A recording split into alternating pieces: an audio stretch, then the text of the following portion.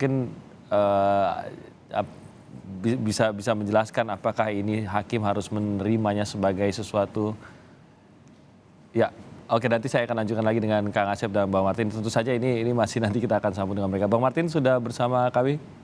Iya, Ya, sorry, ada terkait telepon dengan tadi. keterangan Verdi Sambo tadi, itu di dalam ruang sidang disebutkan tadi.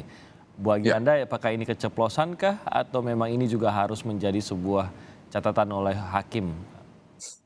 ya, jadi kan ada dua hal sebenarnya ya, Hmm. yang dalam hal ini menguatkan dugaan kita. Yang pertama adalah kesaksian Richard Eliezer Mhm. dan AKBP Ricky Ridwan Soplanit ya, yang mengatakan bahwa Verdi Sambo ikut menembak.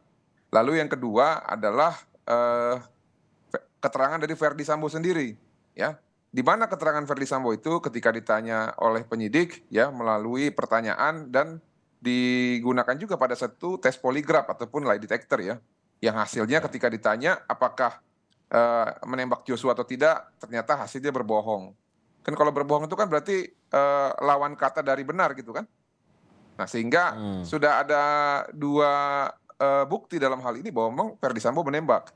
Nah, Hmm. yang menjadi masalah kan adalah yang bersangkutan ini tidak mengakui ya, tidak mengakui, dan kemarin di persidangan itu eh, kalau bahasa kita keceplosan. Nah, kalau keceplosan itu biasanya datangnya dari mana sih? Dari alam bawah sadar. Mhm. Alam bawah sadar itu datangnya dari mana? Dari sesuatu hal yang dia ingat, pernah lakukan ataupun pernah dia ingat. Jadi Hmm. kalau rekan saya Rasmala Aritonang mengatakan hal tersebut adalah salah ya, ataupun tidak benar, menurut saya itu justru yang benar. Hmm.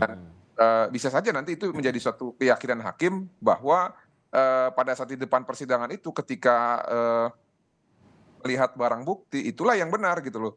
Hmm.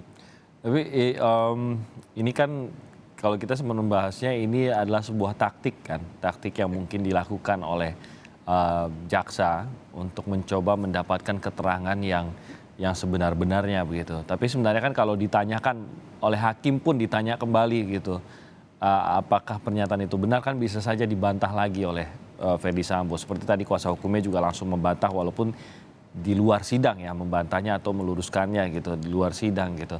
Jadi efektifkah taktik seperti ini, mengingat ya kalau ditanya lagi oleh hakim pasti jawabannya kembali lagi kepada apa yang terdakwa percayai gitu atau sudah siapkan gitu.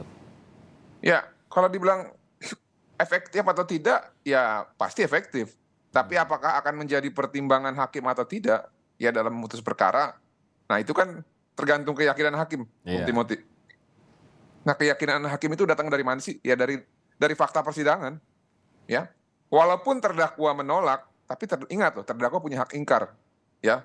Nah, yang disampaikan di depan tadi itu kan memang tidak bisa semata-mata langsung dicatat dan dijadikan itu apa namanya kesaksian dia ataupun pernyataan dia, walaupun nanti dia akan menolak dengan tegas. Nah, tapi Hmm. penolakan di luar persidangan juga itu tidak bisa dijadikan sebagai pertimbangan, sudah pasti. Hmm. Nah, sedangkan keceplosan versi Verdi Sambo menurut versi kita ya, itu akan menjadi satu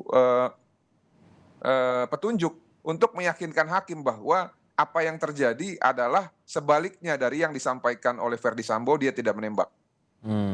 Dan itu disampaikan di dalam ruang sidang begitu ya. Ini Ya, yang sangat membedakan. Apapun yang disampaikan dalam ruang sidang itu harus menjadi suatu yang ya walaupun mungkin tidak masuk ke dalam pertimbangan tapi harus ya didengarkan gitu, didengarkan oleh hakim setidaknya gitu ya.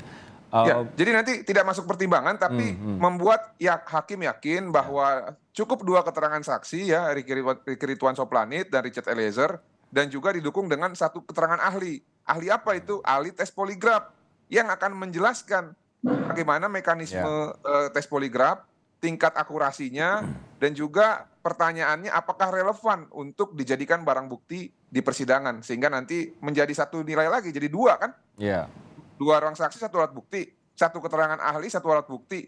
Sudah. Hmm. Yakin deh hakimnya Verdi Sambo menembak. Selama itu memang konsisten juga begitu dengan bukti-bukti yang dihadirkan gitu kan ya. Jadi Didukung dengan keceplosan Verdi Sambo tadi. Demikian. ya.